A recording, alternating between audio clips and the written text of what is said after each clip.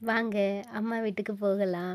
நான் இந்த மாதிரி சொல்கிறது இல்லை, என்னை பார்த்த உடனே என்னோட நாத்தனார்மாரெல்லாம் இந்த ஃபங்க்ஷனுக்கு வந்தப்போ சொன்னது என்னென்னா, நான் வந்து ரொம்ப வந்து பாக்கியசாலி, கொடுத்து வச்சவ அந்த மாதிரிலாம். எதுக்குன்னு கேட்டால், நினச்ச நேரம்லாம் அம்மா வீட்டுக்கு போயிடுறீங்க, டியூட்டி முடிஞ்சு வரும்போது அம்மா வீட்டுக்கு போயிட்டு வந்துடுறீங்க. அப்படி இல்லை அப்படின்னா நைட்டு நினச்சா பிள்ளைங்களையும் இளநீ சட்னியும் கூப்பிட்டு வீட்டுக்கு போயிட்டு வந்துடுறீங்க. ஆனா, எங்களுக்கு அந்த குடுப்பனை இல்லையே! இந்த கிறிஸ்மஸ்க்கு போனா, இன்னும் அடுத்த கிறிஸ்மஸ்க்கு தான் அது வருவோமான்னு தெரியல. அப்படி இல்ல, ஏதாச்சும் ஃபங்க்ஷன்னா மட்டும் தான் வீட்டுக்கு வர்ற மாதிரி இருக்கு. ரொம்ப மிஸ் பண்றோம் அப்படின்னு. உங்கள்ல எத்தன பேரு அம்மாவிட வந்து இப்படி மிஸ் பண்றீங்க? இல்ல நெனச்ச உடனே போய் பார்த்துட்டு வந்துடுறீங்க, பக்கத்துல இருக்கு அப்படின்னு சொல்றவங்கலாம் கமெண்ட் பண்ணுங்க. நம்மளும் அம்மா வீட்டுக்கு போயிருந்தோம். மட்டன் குழம்பு வச்சிருந்தாங்க. நல்ல வயிறார சாப்பிட்டுட்டு கொஞ்ச நேரம் பேசிட்டு இருந்துட்டு, அம்மா அப்புறம் அவங்க வேலைய தொடங்கிட்டாங்க. மகாவும் அவள் வேலையை தொடங்கியாச்சு.